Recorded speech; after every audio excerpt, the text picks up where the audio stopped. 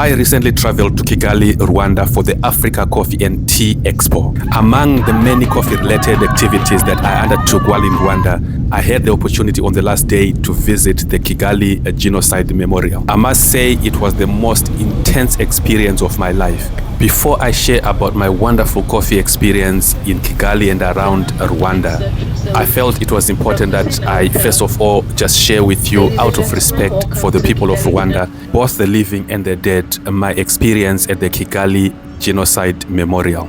In the last video that I posted, I shared with you my actual visit to the memorial. Afterwards, I had the privilege of sitting down with a Rwandan whom I had made friends with at the Coffee and Tea Expo a few days earlier. Jaime made me understand why Rwanda is where it is today, given what it went through 30 years ago. I've had the most intense 1 hour in my life. I've never been through such a roller coaster, emotionally and otherwise. It was so intense, and I mean, I appreciate that you guys have have come out of it and you carry on. I mean, if I was saying to myself, if I had done this when I first came before this week, before the expo and everything, I don't know how I was going to do that. I don't even know how I was going to do that. Sure. It's one thing to say, you've come out of this, but my biggest question is how. How do you come out of that? And I mean, I look around and I see the people and I'm thinking, I can't connect that to what, For me, it's the how part. It's the how part. How does a country just move in such a short space? I mean, 30 years is not a long time. Yeah, it's not long. Because these are memories that are still seared in the majority of the country's minds. They witnessed this. They were born. Yeah, that's why I'm telling you. All is about leadership. It's about leadership. I can say that in Rwanda there is a word in Kinyarwanda. There is a say. Imana itera amapfa nayo itanga aho bahahira. And what does that? It's like when God, when God creates or when there is a starvation, kind of lack of food, God knows that people. It provides also like a niche market where you can get food from. Yeah, so of course Rwanda went far. I can say that it was more than zero, from scratch, 1994. But we had the chance that we got good leadership. Yeah. Imagine the leadership that could say, imagine I come at my home, where my home used to be, and I find Hilary there, and he's the one who is like finishing my family, just now. Find Hilary there killing my family. What would I do? Revenge. But through our president, Paul Kagame, said no revenge. Imagine how we can stop people from the revenge. Yeah. Yeah. I mean that's the striking thing that it's a tough decision. Yeah. It's something you can't find everywhere else. And the other thing was like when Rwanda was liberated, the people from the side, which was like being killed under the genocide against the Tutsi, when they come up to the power, they integrated those people who were committing the genocide against Tutsi in the development activities or programs. let me say it's like they could sit there and say, okay, for now, us also we are on power, so we are going to exterminate all those who did this and this for us. The choice was, how are we going to rebuild our country? Instead of saying, who are you? No, we see, what do you have? That's how Rwanda. That's very, very important. That is, as well. Yeah, because it's quite telling. I mean, we went to Kayonza. Kayonza. It's Kayonza to the cooperative, and I mean, even the women there, just free flowing joy. You know, and you can't. I mean, yesterday it was. I mean, because I hadn't been to the memorial, so it didn't strike me that much. But I'm just thinking now, if I were to go back now, having seen what I've seen,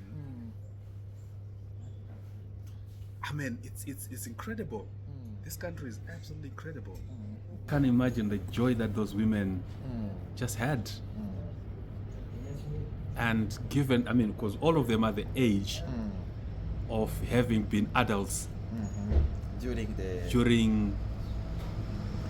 And you know what? The good thing, it's like I used to say that our leadership, our government, they don't.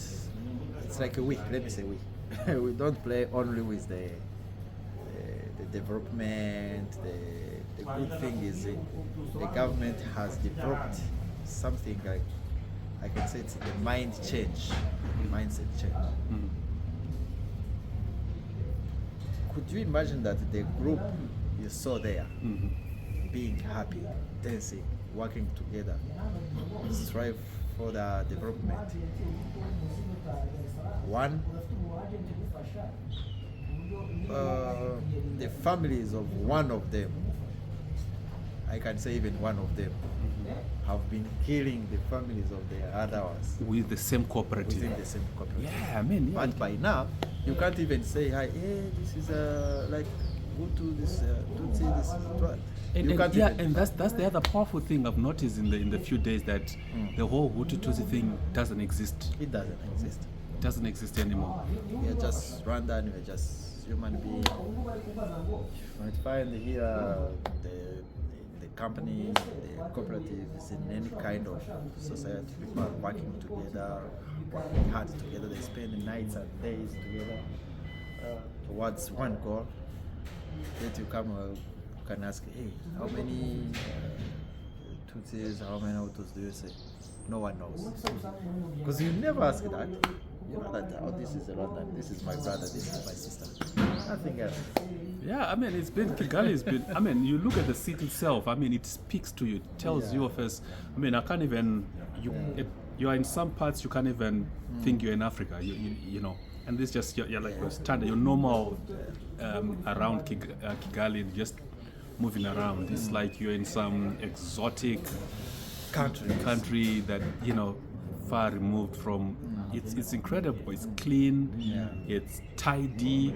The people respect each other on the road. I was asking the after we got dropped off from the cooperative, I was asking the guy who gave me a lift, the taxi guy, and I was saying, who has the right of way? Because it doesn't seem like people just stop. You know, you would think you're on the main road, and then people just stop and allow even the little bikes. I went on the bike today.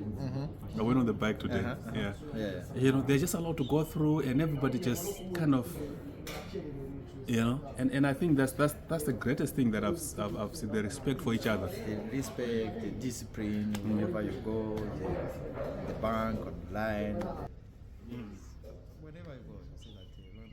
That's why, for me, I congratulate or I appreciate the mindset changing of the Rwandan people. And that's... There's power, it's all in there. It's all in there. Always. It starts in there. I mean, big lesson. Yeah. And I would encourage anybody and everybody to just find some time, you know, once in a lifetime, to visit this place and just go to that memorial. Yeah. It's incredible. It's incredible. But and the other thing that is so conspicuous as well, you don't mess about with security. No. You know that, yeah, that's something also. You know, like in countries, I don't want to mention the names. When you see a security guy, you have to learn. Yeah. But here, whenever you have Yeah, such issue, it's- you It's safe. You actually feel safe any time of the Yes. day. At night, you can walk Yes. around. You can be talking on the phone. You don't even think. Yeah. I mean, it's incredible that's- I mean, even like going in and out of the hotel, the airport style scanning, and I mean that's true. I've never gone to a country that does that. Yesterday when we went to the cooperative, so stopped, got dropped off at the KCC. So I'm standing outside. I'm waiting to get on the bus. The guy at Radisson at the hotel, he says, "Come, bring your bag." It has to be scanned. And I tried to say, "No, I'm not coming to the hotel." He said, "No, just come, just put your bags in there." And I had to put my bags into the scanning machine, went into their reception, and then walked out. Okay. Yeah. You guys, you don't mess about when it comes to security. Yeah, no. But it's good. You know, it's present, but it makes you feel so safe. Yeah, sure. Makes you feel so safe. The other night, was the first day of the expo. I went back to the hotel. You know, sat around, for a bit, and then I decided, no, let me just go out and see. Yeah, so I walked all the way In the town there. in the town, and then up and down your many hills, and you just feel good. You just feel good. You just feel safe. 24 hours. Yeah. Security. There are things that happen today that are probably going to remain with me for the rest of my life. I mean, pictures, like images that have literally been seared in my mind, in my head. Like one of the rooms that I went into that has got like the remains. For kids, for... Yeah, and the children one, and they're reading their stories and there's a picture of that child. You know that being killed because of how you have, because of the way you're born, Yeah. and you never had any consent or with God to say, no, God, I want to. I mean, there was one of the kids. I mean, because they write, about the stories. child's name, what they like doing, what they were known for, and stuff. Was obviously coming from surviving family members, and then the strike stood out because they then write how they were killed. So some like machete, or they were, like one. On the walls. That's the one that got me, and I think, gosh. It's very. There's a story of a guy who was killed. And, when they were like, "Yeah, we're going to kill you," like you, Tutsis and them, and they said, "You know what? Do you think if God engaged me in like asking me where do you want to be born, where do you want, how do you want to, it's like what do you want to be? Do you think I would have born in this rural area like this? I would have born in other areas like America, Europe.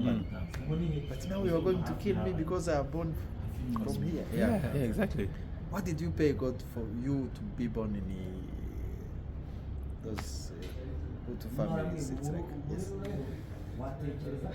But finally they killed him. So they're the survivors who are like telling the story of how it went when they wanted to kill him. So it's like being killed because of how you've born. That's what Rwanda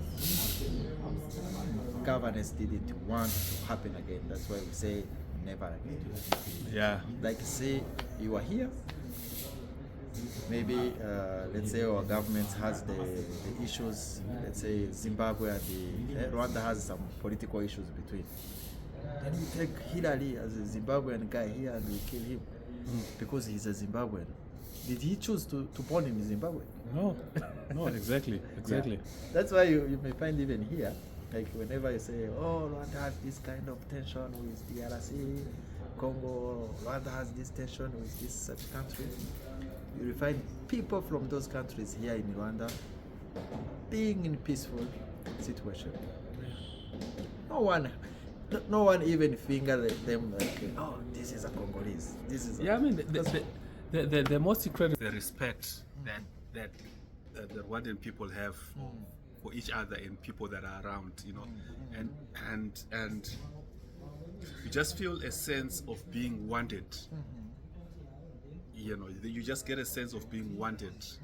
Everybody who you're coming into contact with, like the staff, everywhere they are pleased. And I was saying, I was actually asking the guy who drove me yesterday coming to I actually recorded this bit, because I felt it was important.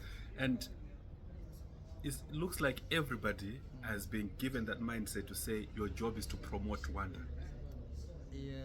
So you anybody just speak to, they are talking up Rwanda. They want you to come, they want you to visit, they're telling you all the nice places. It's like everybody's a tourist ambassador. Yeah. You see, like, let me tell you, once I went in Brazil, Sao Paulo, and when I arrived at the airport, when I gave them my passport, a lady took my passport and said, Rwanda, where is Rwanda? What is this? It's like she didn't know anything about Rwanda. And the other guy came, hey, let me see. Oh, Rwanda, yeah, you don't know Rwanda? Genocide. It's like, and I was, it hurts me. You are only known for... Yes, and I took time with my little, let me say, Spanish and Portuguese. Yeah. I was just learning about it with some signs, mimes, and the little English they had. I took time to talk to them, telling them Rwanda is not known about genocide only, even though we passed through those hard times. But please take time and see what Rwanda is overcoming, how the situation is now. It's like everyone knows where we have been and knows where we are now, and we recognize, I can say everyone that recognize the steps. Yeah. We recognize. That's important, the fact that everybody is aware of their past and acknowledges that we've been through this, and this is where we are now. Therefore, we can then map out that this is where we want to go with that knowledge. You don't have situations that happens in most places. You'll have a section in denial saying no, it didn't happen this way. So at least in Rwanda there is an agreement that this happened, and the way it happened and why it happened and how it happened, everybody's in agreement, and therefore it's easier for them to perhaps move forward knowing that they're all in agreement that this should not happen again. Yeah. If you had a pocket of the population that thought no, things didn't happen, or they didn't happen the way you are saying they happened, then you'd have a problem. Yeah, sure. Yeah. And let me say, maybe everyone can say it's a bit political, don't say this, but it's not political. I was going to say that even people, all the Rwandans, they know the efforts, like the struggle or the work done by our let me say our leadership. That's why you will see like when it's a kind of time of election and everything, you find people are like we are voting for Kagame on more than 90%. And people outside they say, hey, this is dictatorship. But you are here like now. To be quite honest, I didn't want to go there, but I can totally, even before today's visit, I can totally understand why Kagame is, and it's one of those and it's quite, heavy, coming from Zimbabwe and having the history that we have, and the way I think about issues around democracy and stuff.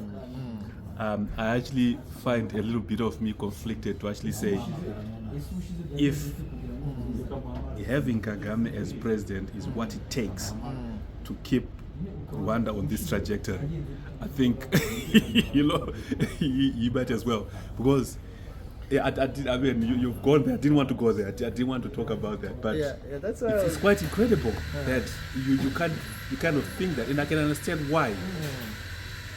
Rwandese would say, no, we want this. We want this. We want this. We want this. We would rather have this than whatever you think works. Yes. That's why we say like our democracy is not like others' democracy saying, hey, one on this chair, another on this. No.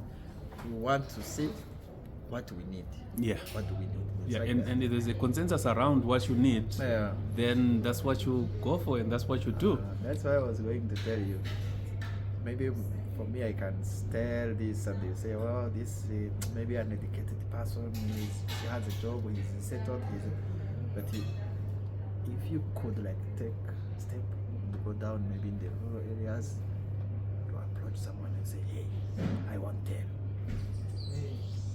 If they say, vote for like your leadership, I don't know, would you vote for Kagame? And maybe ask 10 people. And we will come back and tell me how many, like out of 10, who said absolutely. It's because we are proud and we know that we couldn't have this step without any strong leadership. Yeah. Strong leadership. Yeah, I mean, and you get people, and because every time, because you're coming from another country, you're not sure. When you're talking to people, and even like the guys that give you a lift, that drive you around, and you ask them, and they mention, they say, oh, with the leadership of, and the leadership, they always sort of like, you're thinking, is this one of those things that people have been, drilled in their minds that they should always, but you actually realize, no, it's actually very genuine.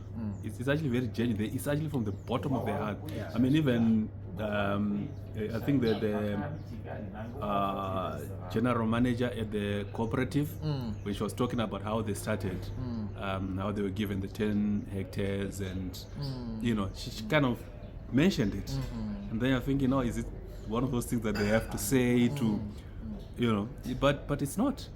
No, I'm from Zimbabwe, where the portrait of the president has to be. Imagine Rwanda, 1994 Rwanda, having a mixture of people. There's these people from RPF who came to rebellate, and they stopped kind of saying, oh no, genocide, stop. Even though they were coming to stop the genocide, but remember that they were like, how can I say, like, it's like they're from the struggle,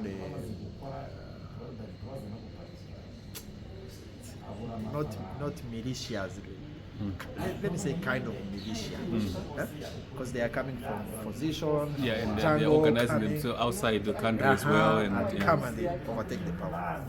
That person should be like being confident and saying, no, this is mine, this is it's like grabbing everything from everyone, like no one talks again. I take power, no one talks again. There was that group of people like guerrilla guys, without any, let me say, if you hear about guerrilla guys, you see people who are killing, trying to rape women, taking everything from the people. That was one group, which should be with that character. Yeah, given what was happening, you would think, somebody's, if they say we have reversed that, then it's like our turn to. It's our turn. Yeah. Then there was another group in the country which has been fed that hatred ideology. I mean, they've got that section with the radio and the newspapers. And they have even committed that.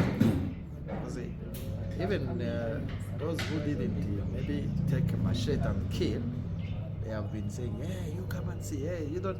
It's like they have been in that system. That's another group of people. There's another group of people who have been raised in horror, knowing that no, I am not belonging to this country, I don't have any word, I can't do any business, and they are going to, like, I can't study and they get a diploma like others, I can't do business and they succeed like others. Huh? That's another group of people. Huh? And there were maybe, let me say, other people coming from outside, like for example, I have born in Burundi, and because my family have decided to Burundi, but we had other family members here in Rwanda. Imagine, like, my father, maybe for me, I didn't, my father and my grandfather, when they came back in '94, and we know that this was the family, and this our family members, our brothers, our uncles, that they have been killed. And you actually know who has killed them as well? Yes, we actually know who has killed them. That's another group. Imagine all those groups. They're coming together. And they're saying, let's form a nation. Yes, let's form a nation. Let's forgive each other. Strive to the development. Can you imagine? It needs a strong leadership, it needs a strong leader character. Disciplined as well. Which I can say such people, they are not found yeah, you don't find many of people like people. Yeah. I mean, I concur. I mean, even I may have had my own, thoughts and ideas about the man, and doubts about the style and stuff like that. But having spent these last few days here, I get it. I get it. I understand. I totally get it. That's why Rwanda, we can say. But I walked out of that place. I cried. I thought I was okay, and then I got to the reception. I was handing back that little thing that you put in your ear, and I handed it in, and then I just found myself saying sorry to the lady who was behind. I'm sorry. And I said I cried. I didn't even expect it myself. It was so intense. But anyway, my man. Thank you very much. Hearing Jaime's perspectives reminded me that Rwanda's story isn't just about pain. It's about resilience, reconciliation, and the courage to move forward. Conversations like this show that healing is possible, and Rwanda is indeed a living proof. What struck me most wasn't just what Rwanda endured, but how its people chose to rise. That is a lesson perhaps for even my own country, Zimbabwe. And that's why in the next video, I will be sharing the 5 lessons for Zimbabwe from the Rwanda experience.